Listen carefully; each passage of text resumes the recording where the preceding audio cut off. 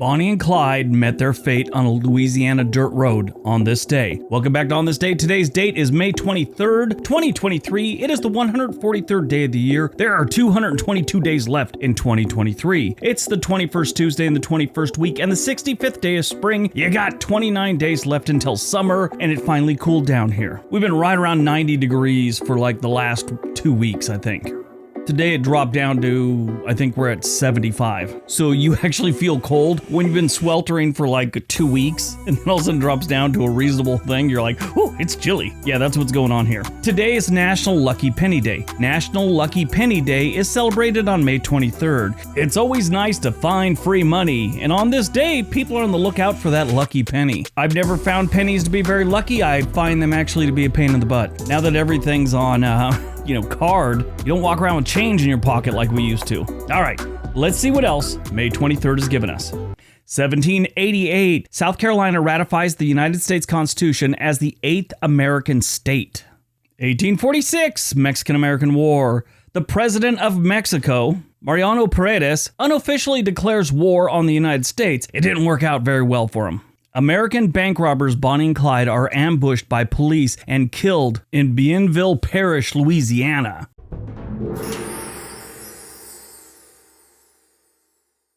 Bonnie and Clyde were an American criminal couple who traveled the central United States with their gang during the Great Depression. The couple were known for their bank robberies, but really they preferred to rob small stores and rural funeral homes. Yeah, who thinks about knocking off a funeral home? These guys did. Apparently they're doing it all the time. Their exploits captured the attention of the American press and its readership during what is occasionally referred to as the Public Enemy era between 1931 and 1934. The Great Depression was just wreaking havoc on the country. I mean, everyone was living in poverty, and it kind of gave rise to a lot of criminals who were robbing places like banks, post offices, and since the country was struggling, these people became kind of folk heroes. You had Bugsy Siegel, John Dillinger, Machine Gun Kelly, Babyface Nelson, Pretty Boy Floyd, Bugs Moran, Ma Barker, Carlo Gambino. Very few of these Public Enemy made it out of the 1930s. The ones that didn't die by 1940 were in prison. Bonnie and Clyde killed 12 people, including 9 law enforcement officers, during their 2 years of criminal activity from February 1932 to May of 1934. Now, the lawman that actually caught or killed Bonnie and Clyde was a Texas Ranger named Frank Hamer. He'd been at it a long time. He initially joined the Rangers in the early 1900s. He noticed that the gang was doing this circle on the map, and they were skirting the edges of different states to take advantage of the state line. Back in the day, you couldn't just cross the state line. Didn't have radios like they do today, and if someone crossed the state line, the chase ended. Well, he noticed they were doing the circular motion on the edge of these states and would always stop by and visit family whenever they were in the area. On May 21st, they had realized that the Barrow Gang was in Shreveport and knew that they had some family in the area and they were probably going there. Well, there was only one real road that you took into this area, so they set up shop in the woods around 9 p.m. on the 21st. They waited there all through the next day on the 22nd. At around 9:15 on May 23rd, the posse was still concealed in the bushes and almost ready to give up. And then they heard a vehicle approaching at a high speed. The posse had situated a truck on the side of the road with someone like they were broke down, hoping the vehicle would slow down enough so they could shoot it up.